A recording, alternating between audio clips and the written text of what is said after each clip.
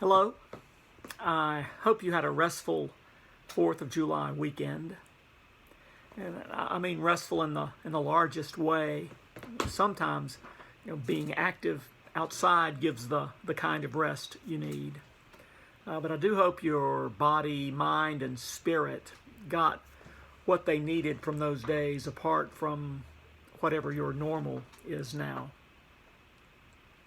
My thoughts are already, going to the fall and, wondering in what form we'll be together in person, if at all, what groups can safely meet, and especially how to do the important work of Christian formation. And I'm not concerned only with format, but with content. In this time, what do we need to know? How do we live the Christian faith?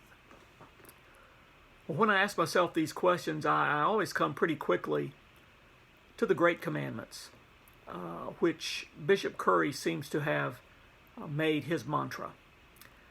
Love God, love your neighbor. It doesn't get more basic, more essential than that. Right? Love God, love your neighbor.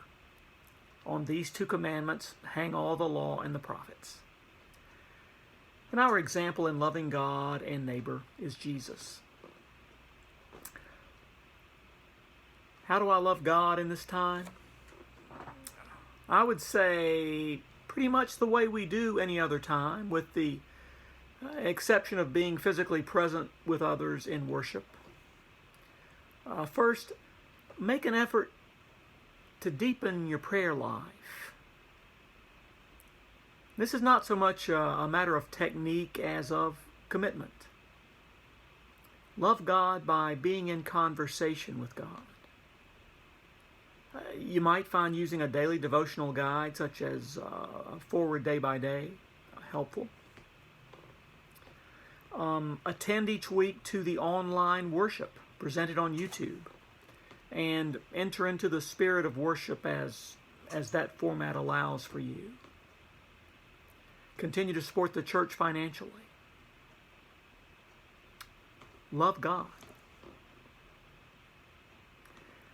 And while we may not be able to be physically present with our neighbors as we have been in the past, we love them still.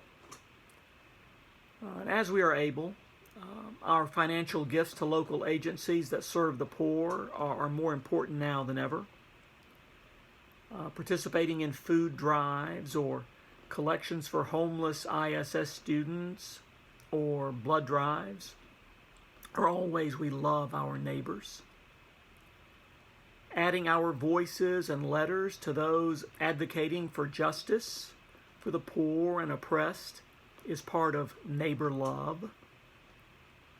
And the simple kindnesses of encouraging calls and notes can lift a lonely spirit as these days stretch out for many like a desert.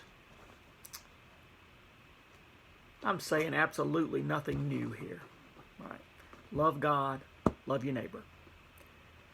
So as we form one another as Christians, remember the two great commandments. Let them guide us through these days and always.